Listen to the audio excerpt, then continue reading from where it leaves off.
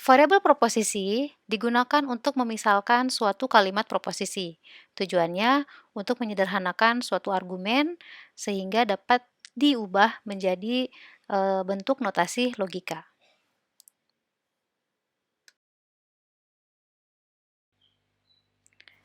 Kita dapat menggunakan huruf untuk menunjukkan suatu variabel proposisi. Tujuannya adalah ketika nanti kita akan melakukan pengujian proposisi, kita dapat menyederhanakannya menjadi suatu huruf yang merupakan variabel.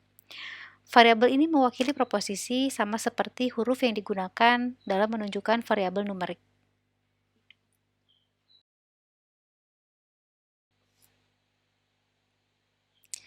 Di dalam notasi logika, kita mengubah proposisi yang tadinya dibuat dalam bentuk kalimat atau pernyataan menjadi notasi-notasi khusus yang kita gunakan dalam logika proposisi. Salah satunya adalah dengan penggunaan variabel. Di dalam notasi logika, terdapat juga nilai kebenaran yang dilambangkan dengan huruf T atau true jika proposisinya benar dan F atau false jika salah. Kemudian juga di dalam notasi logika untuk proposisi majemuk atau argumen majemuk akan menggunakan yang namanya operator logika. Operator logika ini digunakan untuk menggabungkan dua buah proposisi yang tadi sebelumnya kita sudah lihat beberapa contoh operator yang digunakan, misalnya dan, atau, jika maka, dan seterusnya. Kemudian untuk nilai kebenaran dari proposisi majemuk ini yang dihubungkan dengan operator logika nanti akan ditunjukkan dalam bentuk tabel kebenaran. Sehingga nanti setelah di mata kuliah ini, beberapa hal yang perlu diperhatikan adalah diantaranya nilai kebenaran, kemudian operator logika yang digunakan, dan bagaimana tabel kebenaran dari setiap argumen atau proposisi majemuk yang ada.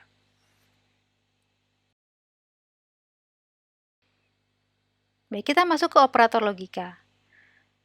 Di dalam proposisi majemuk atau argumen yang artinya ada lebih dari satu proposisi, kita harus menggunakan operator logika untuk menggabungkan kedua proposisinya. Ada 6 operator logika yang digunakan sebagai penghubung proposisi, diantaranya ada negasi, konjungsi, disjungsi, exclusive or, implikasi, dan biimplikasi.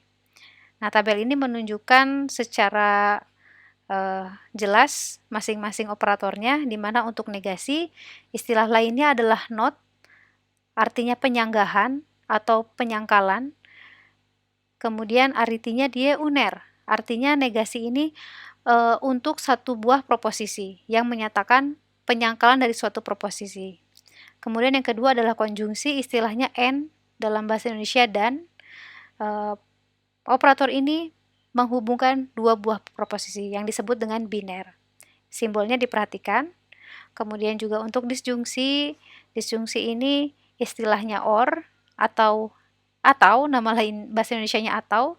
Ini merupakan juga sama operator yang menghubungkan dua buah proposisi yang disebut biner dan simbolnya kebalikan dari konjungsi.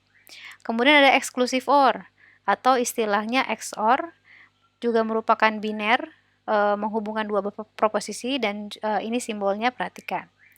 Ada implikasi ini menunjukkan hubungan jika maka. Hubungannya adalah biner menghubungkan dua buah proposisi dan simbolnya adalah panah ke kanan. Dan yang terakhir adalah biimplikasi atau istilah dalam bahasa Inggrisnya if, dalam bahasa Indonesianya jika dan hanya jika. Artinya biner, sama-sama menghubungkan dua buah proposisi dan simbolnya adalah panah ke kiri dan ke kanan.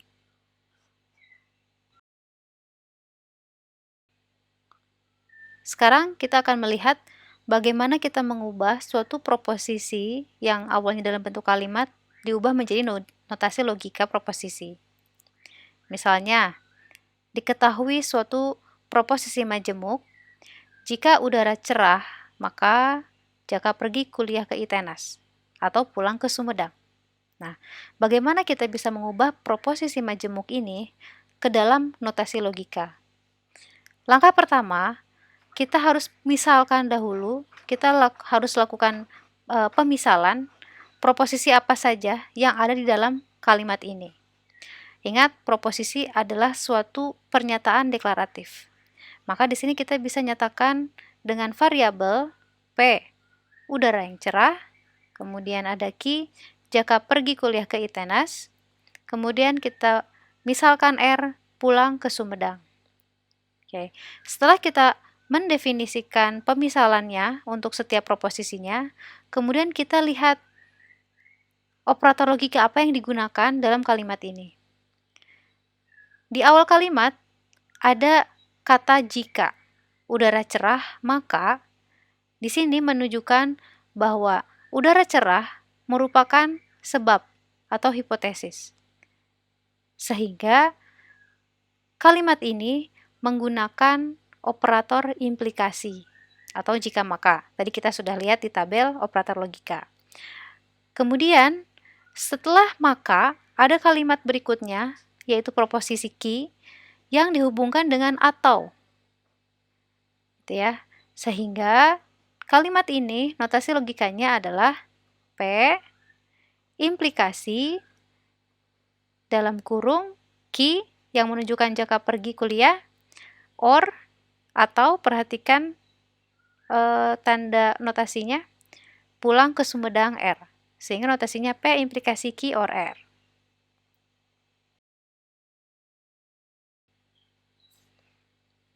Baik. Contoh berikutnya, di sini sudah diketahui pemisalan P dan Q, di mana P adalah proposisi pesan dipindai dari virus dan Q adalah pesan dikirim dari sistem yang dikenal. Ubah argumen berikut menjadi notasi logika. Pesan dikirim dari sistem yang tidak dikenal, tetapi tidak dipindai dari virus. Pertama, kita harus mengidentifikasi ada berapa proposisi yang terlibat dalam argumen ini. Pertama, kita melihat adalah pesan tidak dikirim dari sistem yang dikenal. Kemudian kita lihat ke dalam pemisalan. Proposisi ini termasuk pada variabel yang mana? Kalau kita lihat, di dalam variabel Q, kalimat atau proposisi yang dimuat dalam variabel Q adalah pesan dikirim dari sistem yang dikenal. Sedangkan di dalam kalimat argumennya, pesan tidak dikirim. Perhatikan di sini ada kata tidak. Kata tidak di sini menunjukkan negasi atau sangkalan, sehingga kita perlu memberikan tanda notasi negasi. Kemudian berikutnya kita melihat ada penghubung di dalam argumen tersebut yaitu tetapi. Tetapi ini sama dengan konjungsi atau penghubung dan. Kemudian proposisi berikutnya tidak dipindai dari virus. Di proposisi P, kita melihat kalimatnya pesan dipindai dari virus. Sedangkan pada argumen ini terdapat kata tidak, sehingga notasinya menjadi negasi dari P. Sehingga kalimat ini memiliki notasi logika, negasi Q, dan negasi P.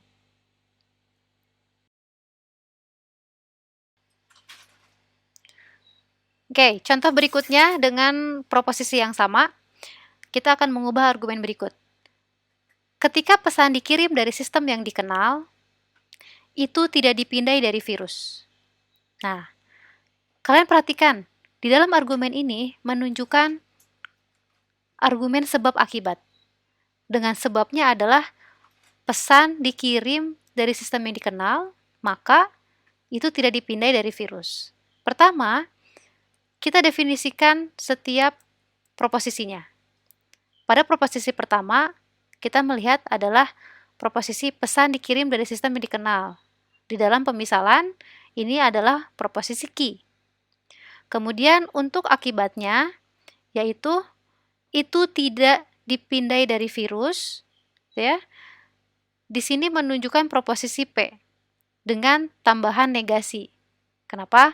Karena di situ ada penanda sangkalan tidak dipindai dari virus. Sedangkan proposisi P menunjukkan pesan dipindai dari virus. Maka kalimat ini memiliki notasi Q implikasi negasi P.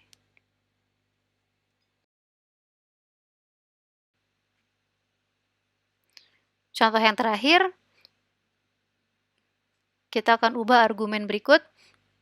Pesan dikirim dari sistem yang dikenal atau pesan tidak dipindai dari virus. Pertama, kita lihat proposisi pertama adalah key, yaitu pesan dikirim dari sistem yang dikenal, kemudian penghubungnya atau, or, dan untuk kalimat berikutnya adalah pesan tidak dipindai dari virus. Pada proposisi yang kedua ini, terdapat negasi, sehingga notasinya menjadi key or negasi P.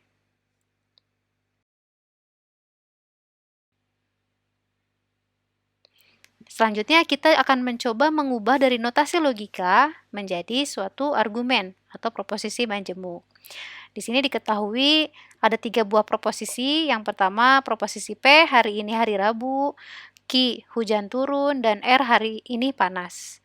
Nah, kita diminta untuk menerjemahkan notasi menjadi kalimat proposisi. Untuk yang pertama, di situ tertulis notasi logika P or Q. Maka kalimat proposisinya adalah hari ini hari Rabu atau hujan turun.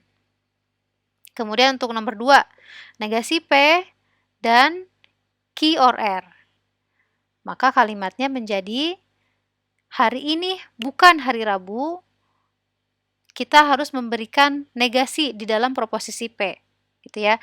Boleh juga hari ini hari Selasa misalnya, yang menunjukkan bahwa negasi dari P. Kemudian ada notasi dan, Q, hujan turun atau hari panas. Nah, di sini maka kalimatnya hari ini bukan hari Rabu dan hujan turun atau hari ini panas. Nah, kemudian perhatikan untuk soal nomor 3, ini menarik karena negasinya berada di luar kalimat atau notasi logika proposisi.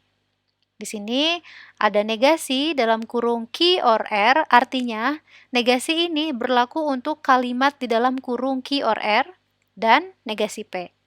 Maka kita bisa menggunakan kata tidak benar bahwa hujan turun atau hari panas. Atau boleh juga salah bahwa hujan turun atau hari panas. Seperti itu ya. Kenapa harus seperti ini? Karena negasi ini tidak hanya diperuntukkan pada proposisi Q, tapi juga untuk operator OR dan juga untuk proposisi R. Gitu ya. Jadi kita gunakan tidak benar bahwa kalimatnya hujan turun atau hari panas, koma, dan hari ini bukan hari Rabu. Kemudian contoh yang keempat, negasi Q, implikasi negasi P. Ingat, implikasi menunjukkan jika maka. Maka kalimatnya menjadi jika hujan tidak turun, maka ini bukan hari Rabu. Seperti itu.